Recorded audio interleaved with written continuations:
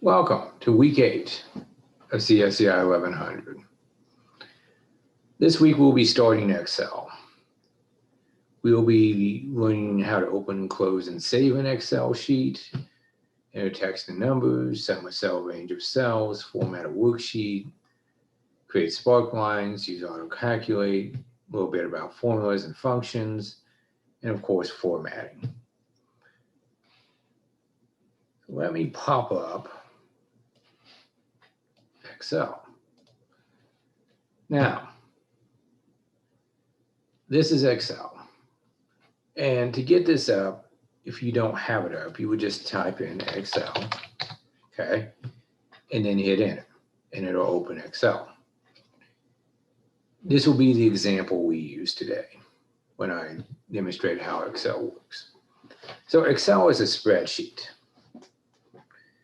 And spreadsheets are used to organize data, perform calculations, make decisions, graph data, make reports, etc.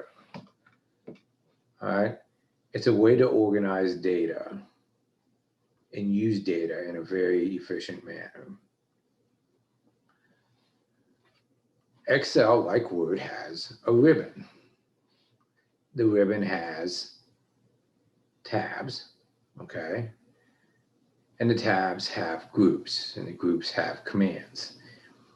You notice that some of these commands are the same as they were in Word.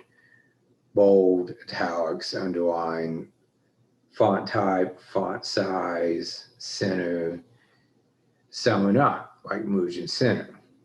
We'll get to all that.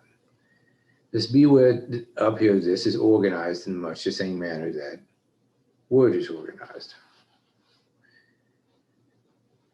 This is your worksheet. Now you have a worksheet and you have a workbook. What's the difference? A worksheet is this. One of these tabs down here is a worksheet. Multiple of these is a workbook. So this is one page. One page is a worksheet. Multiple pages is a workbook. Okay? Now, Excel is extremely big. I mean, we're talking really, really large. Excel has 16,384 columns and 1,048,576 rows. Rows are the horizontal ones, okay? Columns are the vertical ones. Where columns and rows come together, okay? These little squares, these blocks, these are called cells. This one here that's active is A1, and you can see that here. Now I can use this to type in a cell, XFD 1048576. Hit enter. And I'm instantly taken to the last cell in the last row of the last column in Excel. Now, I can come back up here and just put in A1. A1 denotes the name of the cell here, A being the column, 1 being the row. So this is D1. This is E17. That's how we know where we are in the spreadsheet, how we denote things. In Excel, we have several different cursors. Now, the white cross you're seeing right now is the select cell cursor. The one you're seeing now, that black down arrow, is select column cursor. Rows have one too. That black right arrow, select row arrow, okay? Now, if I come in and I get that four-way black cross there, that allows me to move the selected cell. So I can move that over here. and I can move it back using the four-way black cross. Now, that kind of handlebar one, that's my insertion point. That's where things are going to be typed when I click with it. Okay, see? I can move the insertion point with it. If I come up here between two cells, I get that. That is the resize column one. Okay, map cursor. Also have a resize row cursor. And of course, that black cross is the fill handle. And we will talk about the fill handle, okay? So the fill handle can do a couple things. So if I start a pattern, let's say 2, 3, and then I select the pattern, I get my fill handle, it'll continue the pattern. All right. It can do this for dates. It can do it for numbers. It doesn't have to be 1, 2, 3. It can be counting by 5s. It can be counting by 10s, whatever. All right. Like I said, you can do this with dates. You can also do it with words as well. Excel is actually extremely smart. Right? Very smart. And it's good because that helps you. You can do it with days of the week. Right? Like so.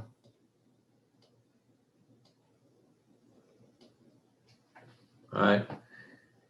You can do it with formulas, months, dates, abbreviations, quarters, times. And like I said, formulas and functions. I'll show you that a little later. All right. But let's put Excel to work right now. And we'll get rid of what we've done here real quick. All I did was select it and hit delete. That's all I did. Okay. Now, the first thing we're going to do is we're going to enter some titles. And in A1, we're going to enter there and back again. Travel. And then we hit enter. And enter pops us down to the next cell. So from A1 to A2. I mean, from A1, yeah, from A1 to A2. So, yeah, that's right. Okay. Now, you notice that this is spread across B and C, right? But it was put in A. But it's not actually in those, because if you choose them, you don't see it up here, right? Only when you choose A1 is it seen up here, because it shows you what's in the cell. It does this for our benefit, so we don't go crazy trying to figure out what's in the cell. So in A2, we put first quarter. Ticket sales, okay. These are our titles. And then we hit enter again, and we're down in A3. And then we pop over to B3. Now, we can use the arrow keys to move. We can use the tab key to move to the right as well. That's what a lot of people do. They use the tab key because for them it's faster. And it is a little faster. I've used both. And we just enter in our names here. Okay? So Midwest, South, and West, and then total. Okay? hang with me. I know this seems a little out there, a little innocuous, but hang with me. So in A4, we put delta, and we hit enter, and then American, hit enter, Virgin, hit enter, all right? I can also click in these as well. So I can put Southwest and then click into the one below it. There's always more than one way to do something. Always. That's how Office is built. And then total. Now, the people who usually use Excel are accountants, business people, scientists, people who are dealing with long, large lists of numbers and financial stuff or data and that kind of thing, okay? Now, one thing you should be aware of, let me do this to show you this better. Notice that the cells with numbers are right aligned and the cells with text are left aligned. That's just how Excel works. That's how it's programmed. All right. Now, it'll only recognize certain characters as numbers, which is digits, right? 0 through 9, and then some special symbols, plus, minus, parentheses, dollar sign, percentage, couple others. Everything else is treated as text. If you want numbers to be treated as text rather than numbers, precede them in a cell with an apostrophe, and they'll be treated as text. All right? So let's continue building our worksheet. We don't actually have to do math for this because Excel is really smart and it will automatically do the math for us if we put the correct formula in. So in B9, we click in, we hit equals. Equals is how we tell Excel that we are putting in a formula. All right. Now, what I can do is I can enter B4 plus B5 plus B6 plus B7 plus B8. And there's our formula. What we are doing is we are calling the cell names, right? So B4 is this, B5 that, B6 that, and so forth and so on. And that pulls the values out of those cells and adds them together using the plus sign. And the equals tells Excel that that's a formula, and that's what it should do. Notice that each cell is a different color that corresponds with its cell name down here. If I hit enter, okay, I now have the total. I didn't have to add it up. Excel did it for me. Okay. Cool stuff. Now, we can do the same thing here, equals, but instead of typing it in, I can click. And it'll work the same way. And we hit enter. But there's actually a couple other ways we can do this. The first is we can use in D9 the equals sum function. Okay. So we use that and we just highlight what we want to use, close the parentheses, and it sums it for us. Pretty cool, right? There's actually a shorter way. I go equals sum, okay, and then I go D4, I go E4, okay, comma, D5, comma, D6, comma, D7, comma, oh, E7 rather, I'm sorry. My brain went out there just for a second. E8, and then close parentheses. That's done. Now there's one other way. I choose this, I get my fill handle, and I just pull it across. And the formula is automatically pulled with it, right? And fills it in, which isn't bad. That's good. That's the easiest thing to do. Do it in one cell, use a fill handle to fill the rest, and you'll be okay. Now, if we come to G4, we can use AutoSum, and we will find AutoSum in the Home tab under Editing, AutoSum. And you just click it, and it automatically does it for you right there. Okay? And you just hit enter. And then we use our fill handle to pull down, and now that's done. That's the fastest way to do this.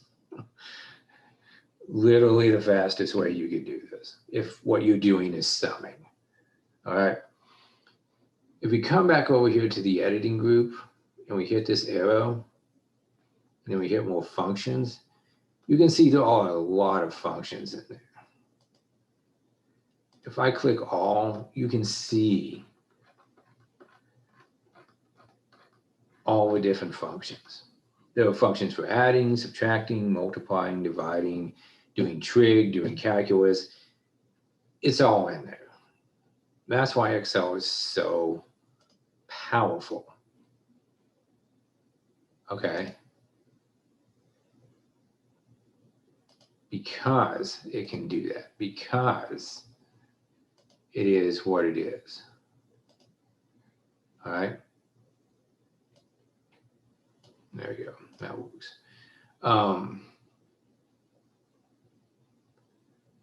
And because of that, it allows us to do things faster.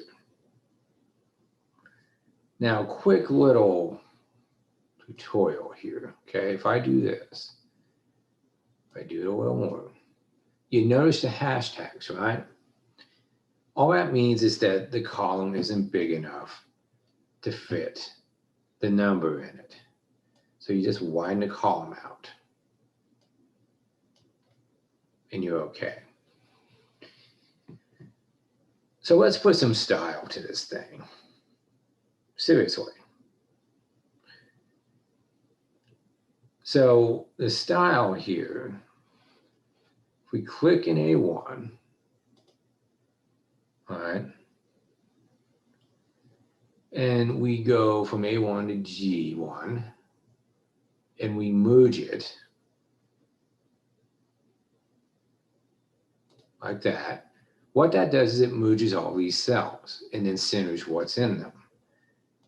And we can do the same thing below. Merge it center.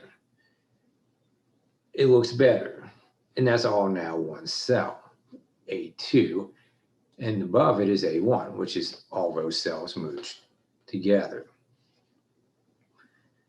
The next thing we can do is come up here to the styles group.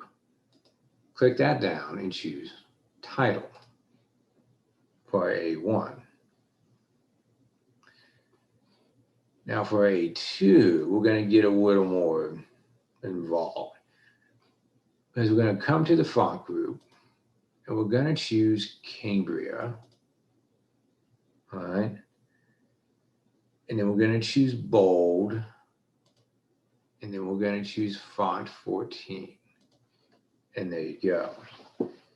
Now, you can do this pretty quickly. I mean, you've seen how quick I can do this. And it's just a bunch of clicking to do this. If we go from A3 through G3, like so, all right? And again, we come up here and we choose heading 3. That's what we get. We get this nice blue color with a line under it and all that. If we go from A9 to G9, and we come up here and we choose total, we now have that. Nicely styled. You can see how styling makes it easier to read and more attractive. So it pulls people in. All right.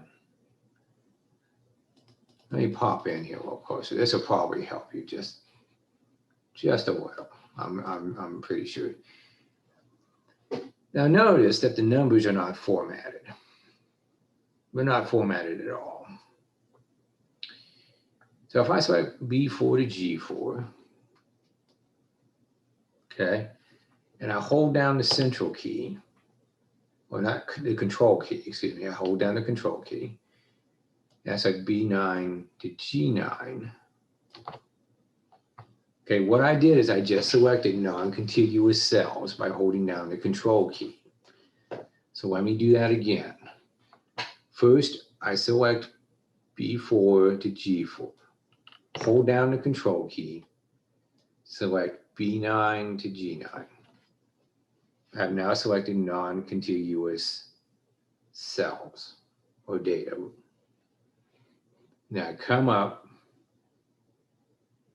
into the number group, which is in the Home tab, and I hit that.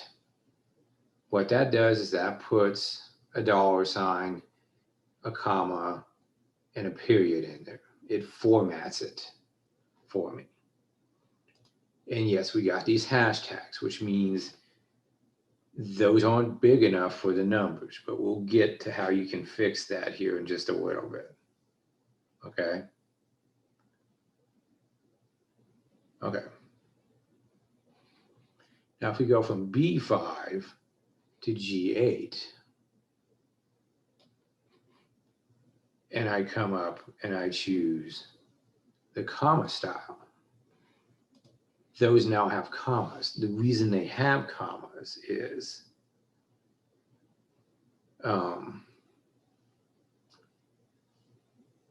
this is standard accounting formatting.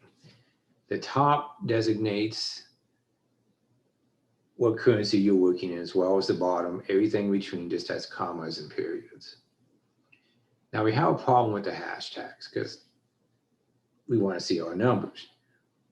So if I select this right here, this little triangle, and I click it, it selects everything. I could then come into format, and I can do auto fit, column width, and bam, there we are. We now have column width. And that looks good. Spark lines. Okay. So you will find spark lines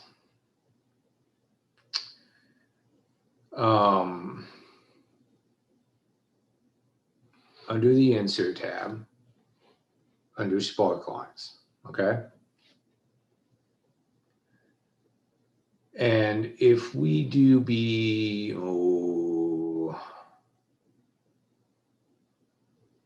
let's see, if I do B10, which is here, and then I do spark lines, okay? And I do a column spark line, and it's asking me for a range of data. I'm going to use B4 through B8. And then I hit OK. And there's my spark line. Now I'm going to resize this to be bigger so you can see the spark line more. I'm going to do this manually. about as best as I can. There you go. There's your spark line. Now, when we highlight on that, two things. We get a spark line tool and a design tool. And this allows us to do things like make the high point stand out, make the low point stand out, make the first point stand out. All right. We can change the style however we want. Like that. Or like that. Okay. The other good thing is I can just pull across and it creates the new spark lines. Spark lines are live data, which means when something changes in here, it changes this here to reflect that change. So if the numbers change, the spark line changes to reflect it. It's another very powerful part of Excel. That way you don't have to redo things over and over again, okay? Last thing, B6 through F6. Now, if we come down to the bar down here, okay, the status bar, you notice that we have sum, count, and average. What's that doing is it's summing that row that I highlighted, okay? It's averaging it, and it's counting how many items there are in it, okay? Now, if I right click, I can choose what I want to be put in there. So let's say I want to put maximum in there. I now have maximum. I can also put minimum in there. And all I did was I right clicked on that status bar and this came up. And you can now see the maximum and the minimum. Maximum is the biggest number in that range. Minimum is the smallest number in that range. All right. All right, your homework. Watch these videos. Do your readings. Remember, there is a video after to show you how to log in to Safari for free. It's in the news section if you want it, if you need to watch it. Take the quiz. Do the quarterly analysis worksheet. And then do your discussion. And you'll be fine. All right. So I'm going to stop the share. And I'm going to end the meeting. And thank you for watching. And I'll see you next